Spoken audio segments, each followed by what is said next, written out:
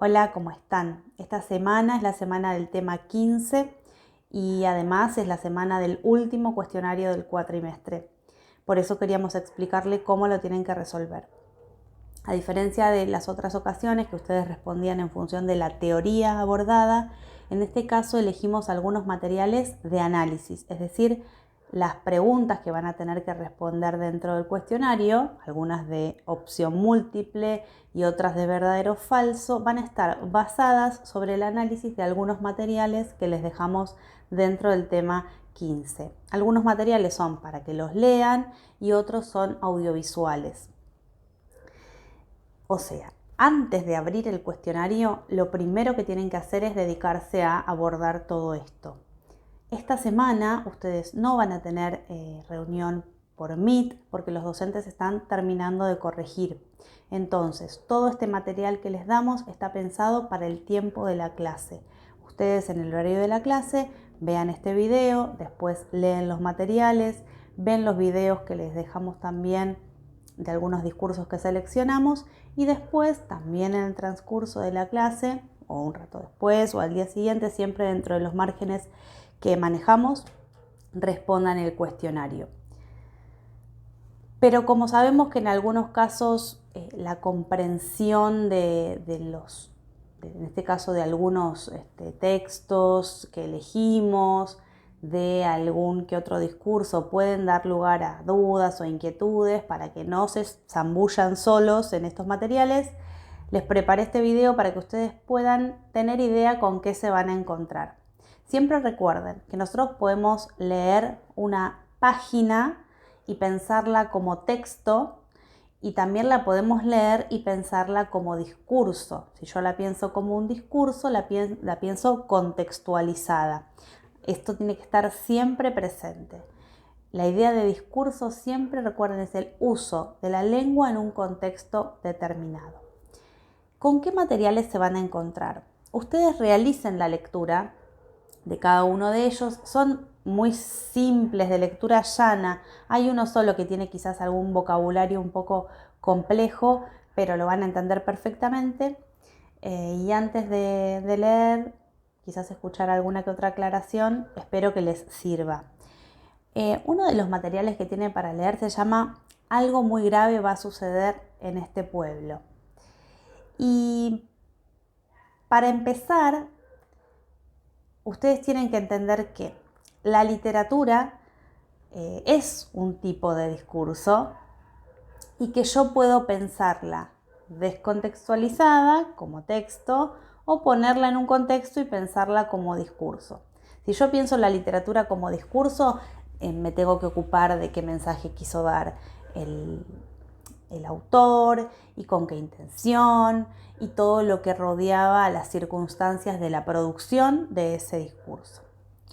Algo muy grave va a suceder en este pueblo, es muy corto, lo van a poder leer rápidamente, es de Gabriel García Márquez y la situación que ustedes tienen que abordar es poder vincular este relato, donde hay algo que pasa en el pueblo, que los va a hacer pensar muchísimo en lo que pasa a veces en la realidad. Hay una situación donde alguien tiene una especie de presentimiento o presagio, se lo cuenta a otra persona y ese mensaje va de boca en boca en el pueblo y todo el mundo termina como consternado o atemorizado simplemente por el presagio de una persona.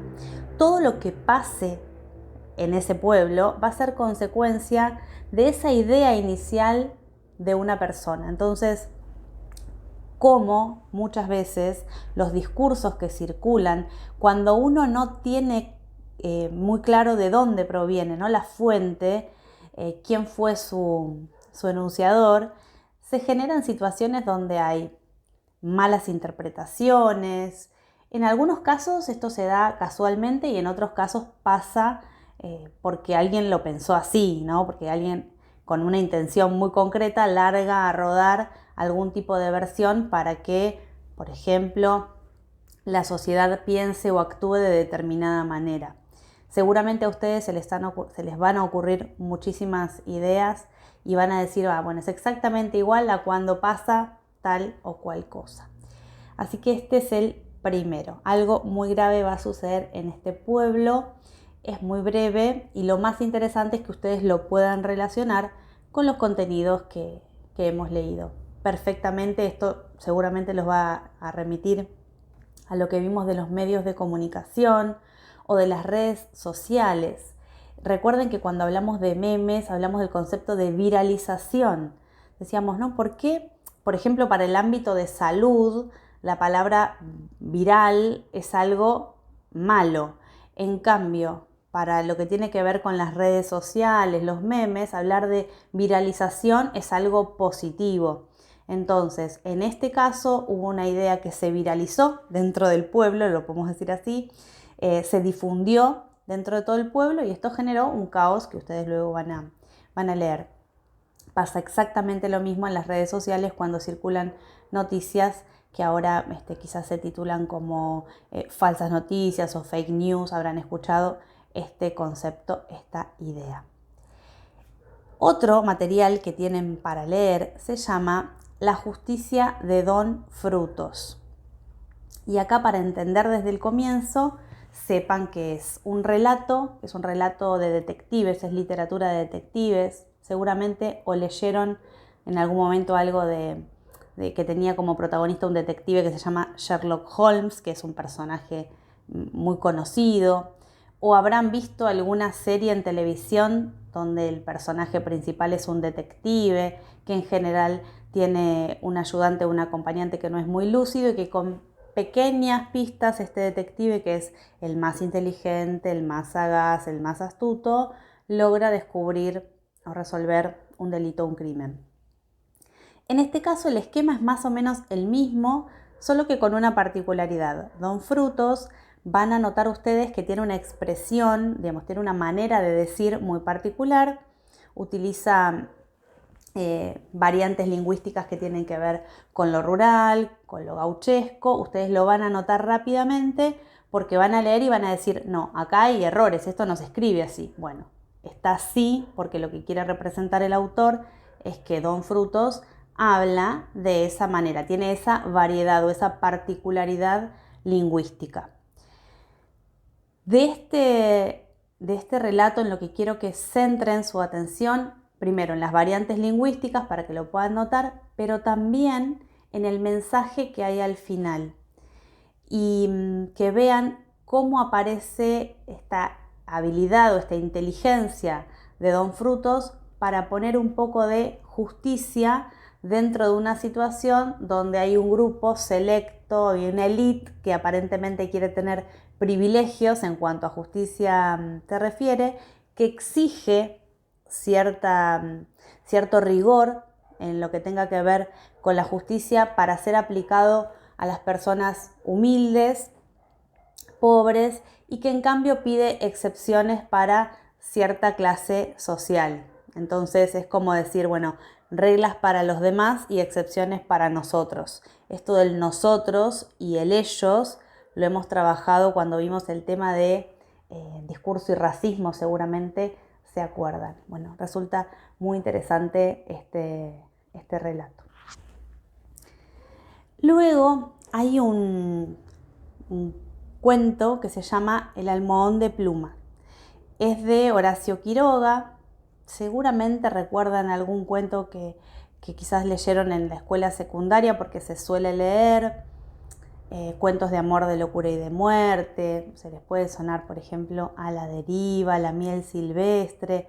Son cuentos muy cortos, siempre ambientados más o menos en el mismo lugar, y en este caso El almohadón de plumas, se los sintetizo, se los adelanto brevemente, cuenta la historia de un matrimonio recién casado. Van a encontrar algunas palabras que quizás no son de uso habitual. Búsquenlas en el diccionario si tienen un diccionario en casa. Por ejemplo, hay una expresión que habla del brillo glacial del estuco. Y uno dice, bueno, ¿qué quiere decir todo eso? Bueno, de esa manera quiere representar con que la casa en la que estaban era una casa muy fría, con paredes de mármol. Busquen las palabras que no encuentren, que no sepan, que no van a tener dificultad en comprender. Es muy sencilla la escritura, solo que hay alguna palabra por ahí que no usamos todos los días. ¿Qué tienen que prestar atención de este cuento?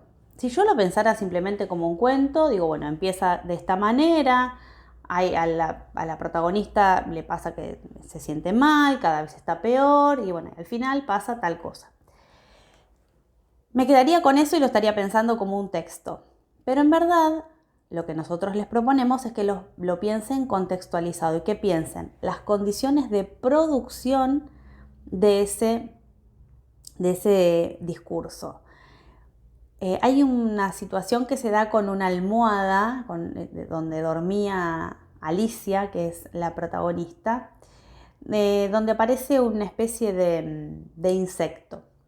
Bueno, ¿por qué la gente en aquel momento, cuando el cuento empieza a circular, es muy poco después de su creación, por qué la gente se espanta? ¿Por qué tantos chicos que lo leían en la escuela después no querían dormir porque tenían pánico de las almohadas?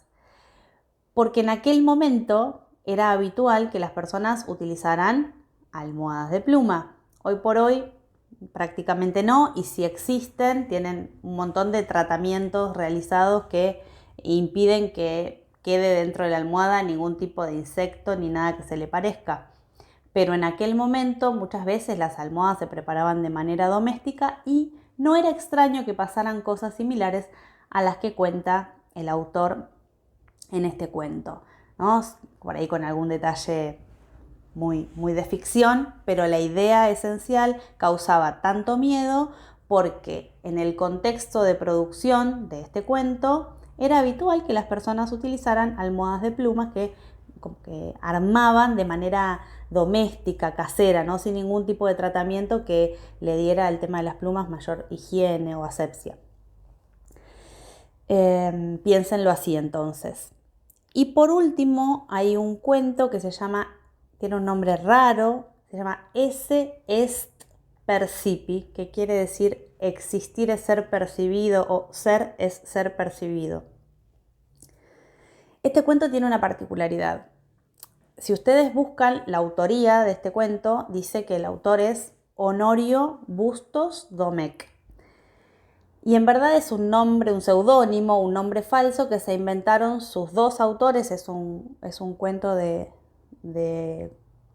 coautor. Uno es Jorge Luis Borges y otro es Adolfo Bioy Casares. Escribieron un cuento en conjunto y decidieron, en lugar de ponerse los dos, elegir un seudónimo, que esto es algo que hacen a veces los escritores, un nombre falso, para difundir este cuento. Primero, el título, ¿sí? Este título en latín, genera bastante incertidumbre al comienzo porque quien no conoce la expresión no tiene ni idea sobre qué trata. Este cuento sí les va a pasar, que lo van a empezar a leer y van a encontrar muchísimas palabras raras que no han escuchado nunca. Quizás lean el primer párrafo y sientan que no entendieron nada, vuelven a empezar, porque realmente lo que dice es muy interesante. Lo que cuenta básicamente es que hay un señor que vuelve a Buenos Aires después de un tiempo y que cuando empieza a dar vueltas por la ciudad descubre, cuando pasa, que no estaba más en su lugar el estadio de River. ¿Sí? El estadio de River no estaba más. Entonces se preocupa muchísimo, no entiende qué pasó y va a buscar a alguien que le explique qué había pasado porque él hacía un tiempo que no había estado en la ciudad. Bueno, lo mandan a ver al presidente de otro club, de Abasto Juniors, entra a la oficina para saber qué había pasado. En ese momento se da una situación de intercambio donde este turista que le va a preguntar al presidente de Abasto Juniors qué pasó con el estadio de River, empieza a escuchar cosas que no puede creer, que no termina de entender, y empiezan a hablar del próximo partido, ¿sí? Del próximo fin de semana, un partido de fútbol.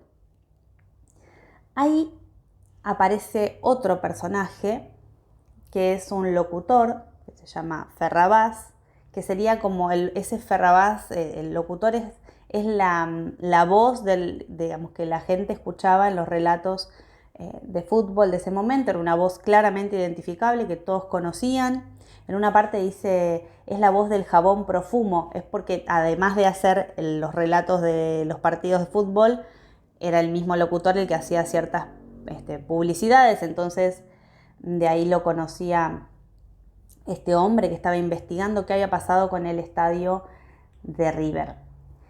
En esta charla escucha una conversación que tiene el presidente de Abasto Juniors con este locutor, donde le dice, bueno, quiero que gane tal equipo, por tanto, quiero que las jugadas sean así y así, quiero que... Entonces, cuando termina esta conversación, el turista que estaba de visita investigando sobre el estadio, le dice, ¿debo deducir o debo pensar que el score, que el juego se digita, o sea, que que está como predeterminado, que está arreglado el juego de fútbol? Entonces el presidente le dice muy tranquilo, ¿usted todavía cree en la afición, en el fanatismo? Dice, los estadios de fútbol ya son demoliciones, ahora todo es un espectáculo que sucede delante de una cámara. Entonces, la sensación que tiene este turista es que él había creído todo este tiempo que existía el deporte, que los partidos eran de verdad, que los jugadores eran jugadores de verdad y que la pasión que generaba el fútbol estaba basada en un hecho deportivo real, concreto, tangible. Y este señor, el presidente de Abasto Juniors, lo que le dice es, no, es todo un espectáculo. En realidad los jugadores son actores y todo sucede delante de la cámara.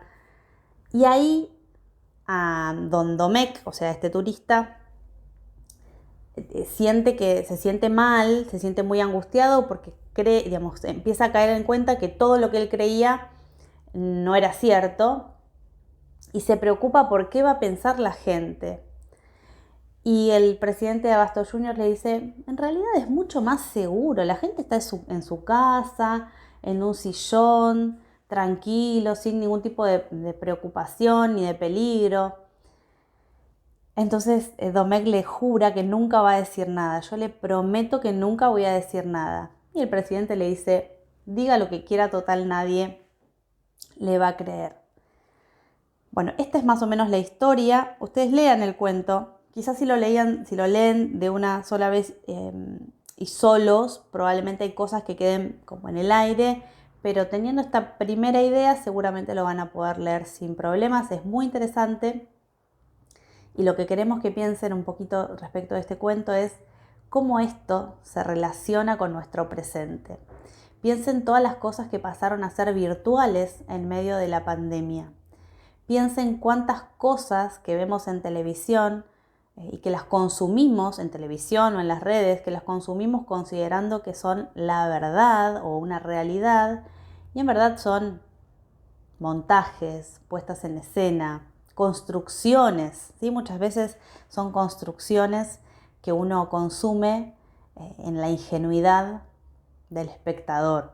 Bueno, esta materia tiene como objetivo que esa ingenuidad que todos tenemos sea cada vez menor, que podamos todos ser más críticos, más reflexivos y por lo menos que antes de determinar que algo que vemos nos preocupe o nos angustie, bueno, primero considerarlo y hacerlo pasar por nuestro tamiz o por un filtro crítico, y ese filtro crítico que todos tenemos que tener se construye de muchísimas formas, leyendo, estudiando, conversando con gente y sobre todas las cosas siempre pensando que no hay expresiones, que no hay nada que tenga que ver con lo lingüístico que sea absolutamente ingenuo. Siempre las construcciones, siempre lo que la gente dice, lo que los medios muestran, todo tiene una razón de ser, todo está dicho o escrito por algo.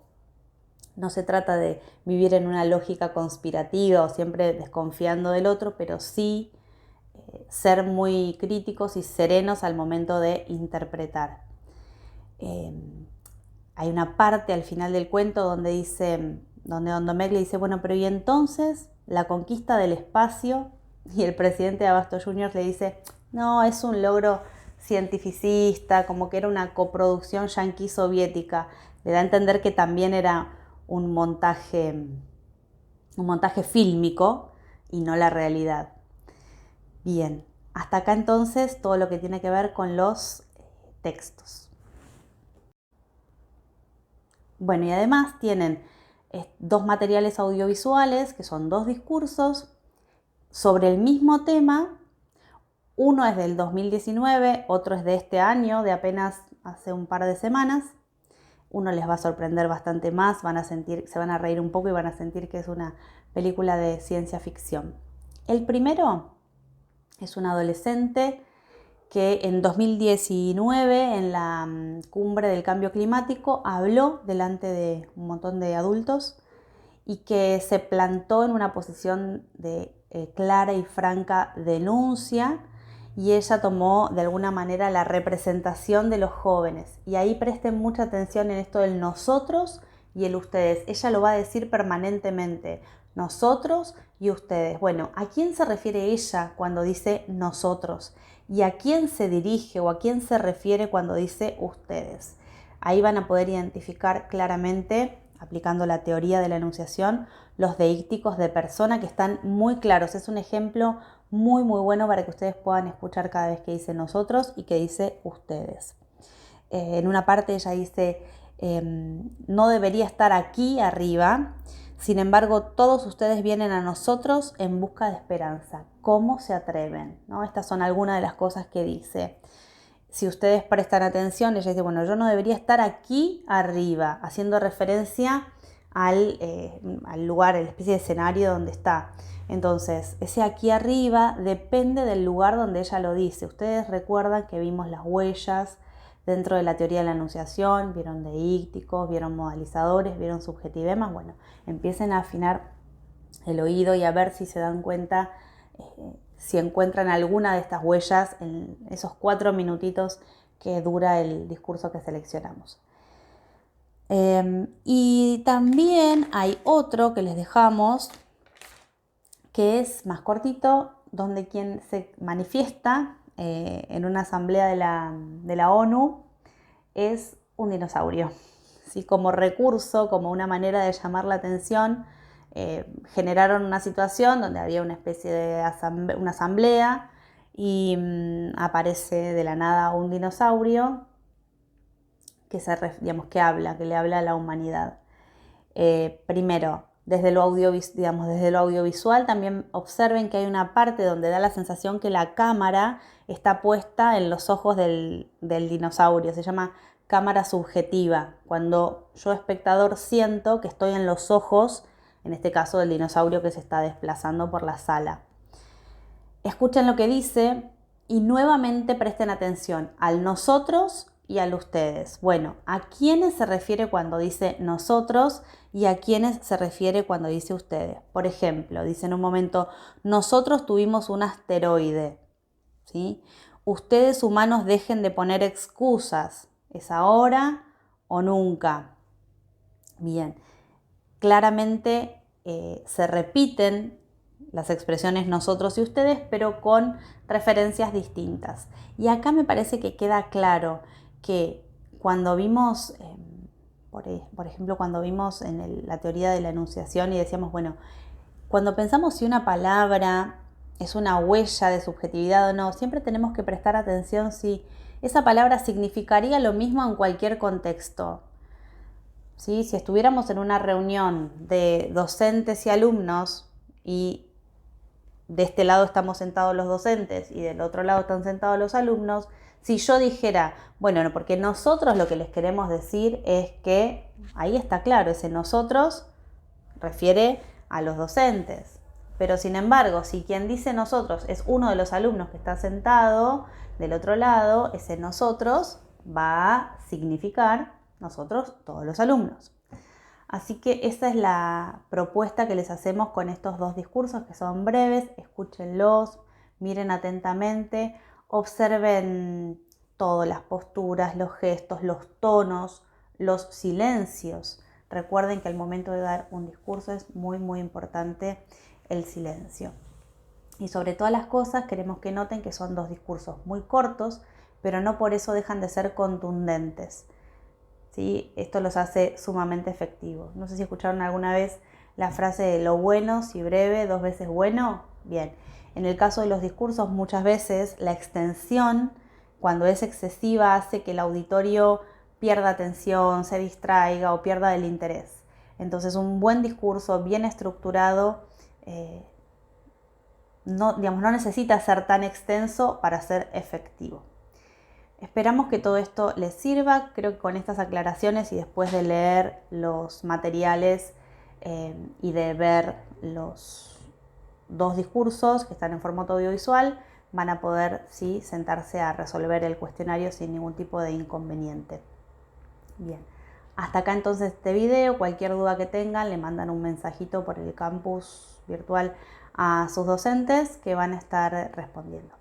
Les dejo un saludo muy grande, cualquier cosa estamos en contacto, y todo este material del que estamos hablando también forma parte de del posible material que pueda aparecer en cuanto al análisis en el final, así que consérvenlo porque es una manera de ir adelantando todo lo que tiene que ver con el estudio para llegar mejor preparados. Dentro de un par de semanas hacemos una explicación detallada de cómo va a ser el final. Por el momento nos concentramos en finalizar este cuatrimestre. Falta muy poco, por favor no dejen de hacer este cuestionario que es el último. Y bueno, de aquí en adelante cualquier duda que tengan estamos a su disposición. Les dejamos un saludo.